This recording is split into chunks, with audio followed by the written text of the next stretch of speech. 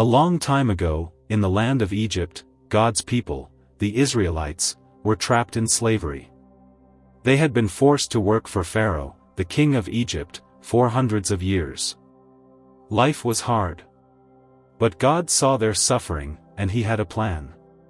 God chose a man named Moses to help. Moses wasn't a powerful ruler or a famous speaker.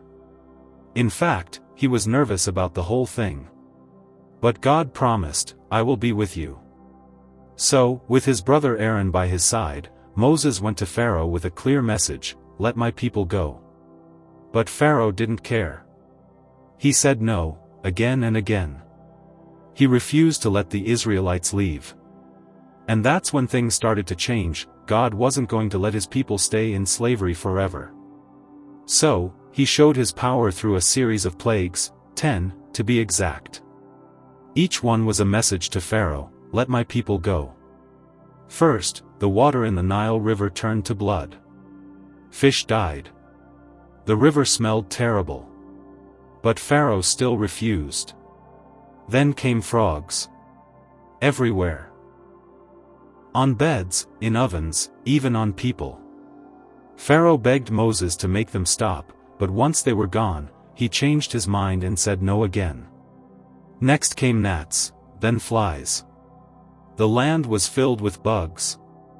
Still, Pharaoh's heart stayed hard. Then the animals got sick. Horses, cows, sheep, they all died. But Pharaoh still wouldn't listen. After that, painful sores broke out on the Egyptians. Even Pharaoh's magicians couldn't help. But he still said no.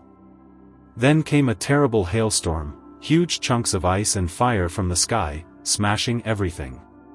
Some Egyptians began to realize, this is serious. But Pharaoh? Still no. Then locusts swarmed in and ate every green thing left in Egypt. After that, thick darkness covered the land for 3 full days. No one could see anything. Yet Pharaoh still wouldn't let them go. Finally, Moses warned Pharaoh about one last plague, the most serious of all. If Pharaoh didn't listen, every firstborn son in Egypt would die. God gave the Israelites special instructions: prepare a meal, mark your door with lamb's blood, and stay inside. This was called the first Passover.